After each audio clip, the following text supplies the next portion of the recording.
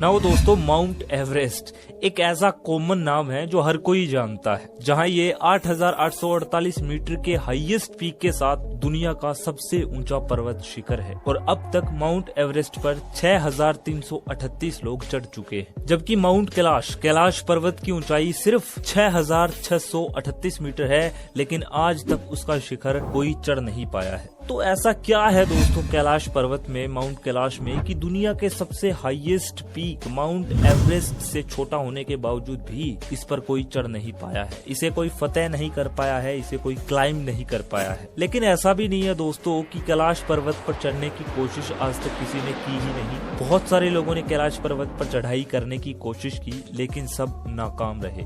कैलाश पर्वत हिमालयी और कैलाश पर्वत माला में लोकेटेड है।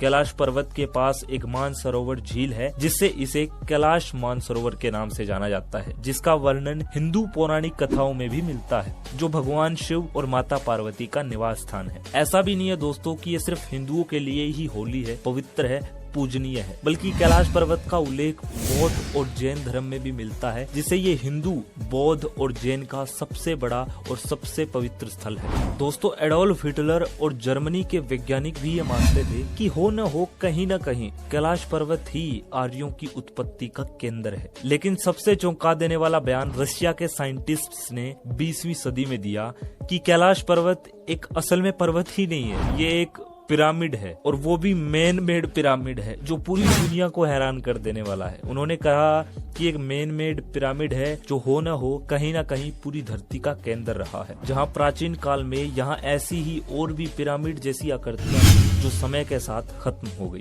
रशियन साइंटिस्ट डॉक्टर अर्नेस्ट मुल्दाशेव ने अपनी स्टडी में बहुत ही अजीब सी स्टेटमेंट दी। उन्होंने कहा कि मैंने जब कैलाश पर्वत को स्टडी किया तो मैंने रात के सन्नाटे में मुझे यहाँ से कुछ हाँफने जैसी आवाजें सुनाई दी। कुछ अजीबोगरीब आवाजें आ रही थी जो सिर्फ कैलाश पर्वत से आ रही थी। डॉक्टर मुल्दाशेव ने बताया कि उन्हें एक साइबेरियन पर्वतारोही ने बताया कि कैसे पर्वतारोहियों का एक ग्रुप, एक समूह है, कैलाश पर्वत पर निरंतर आगे बढ़ रहा था, और जब कुछ ही दूरी पर चढ़ने के बाद नाकाम हुए तो वापस लौट गए, और सिर्फ 1 साल के बाद ही वो सब बूढ़े हो गए। इतनी जल्दी बूढ़े हो गए कि उनका शरीर बिल्कुल कमजोर पड़ गया, और उनके बाल सफेद हो गए और उनके बाल झड़ने लगे। इन सब चीजों को देखते हुए चाइनीज गवर्नमेंट ने भी ये माना कि कैलाश पर्वत को सिर्फ एक धार्मिक इंसान ही चढ़ाई कर सकता है, और इसी वजह से 2001 में ही चाइनीज गवर्नमेंट ने कैलाश पर्वत पर चढ़ना पूरी तरह से बैन कर दिया। नाउ दोस्तों, ये तो कहानी थी कैलाश पर्वत की, और अगर वीडियो इन्फॉर्मेटिव लगी हो तो चैनल को सब्सक्राइब कीजिए and don't forget to like the video.